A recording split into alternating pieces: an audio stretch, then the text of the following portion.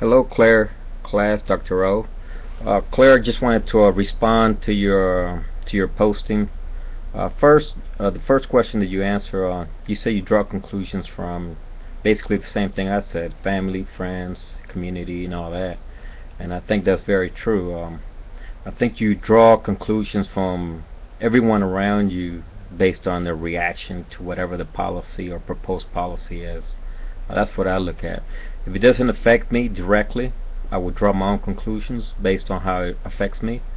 How it affects others, where it doesn't affect me, then I'll draw a conclusion based on their reaction to that policy, and then I may search some more data on it, see if I can help them out. But as far as for myself, I'm going to do as much research as I can to ensure that I know everything that there is on text, on paper, coming out of Congress or the presidential administration. You also mentioned that you get your information from news. You do a lot of the readings. You go to Wikipedia. I do the same thing.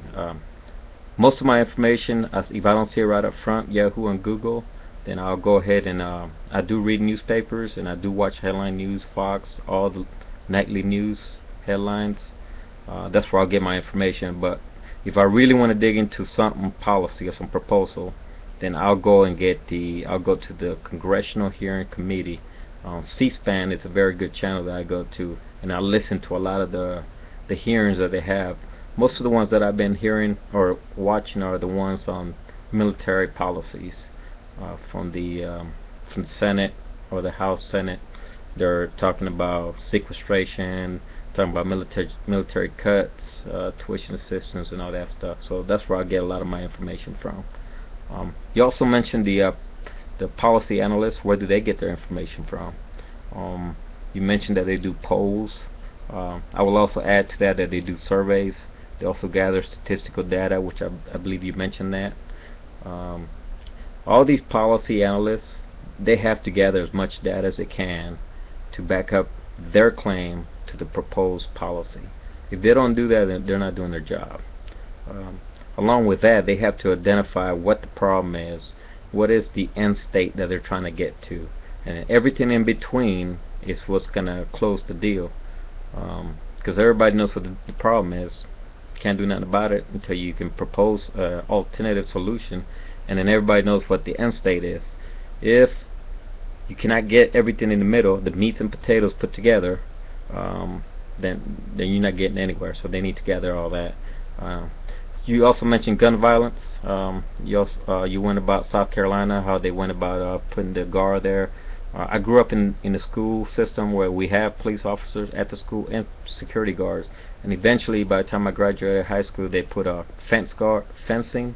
They put they were searching students as they were coming into the school. So I think the problem is, and you covered it, depending on where you're coming from, what district, you're going to have to figure out how much money is going to go into that pot to cover whatever security you want to put in that school.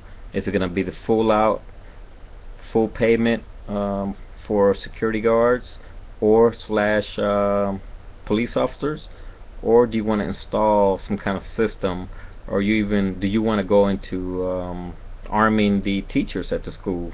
There's just so many different alternatives, but just like you mentioned, you have to go and figure out, getting everyone involved, how much money is going to come into this policy or proposal, and just let everybody voice out their opinions and their facts, and then come up with alternatives, just like you mentioned on South Carolina. That's my feedback back on your post. Thanks. Everybody out.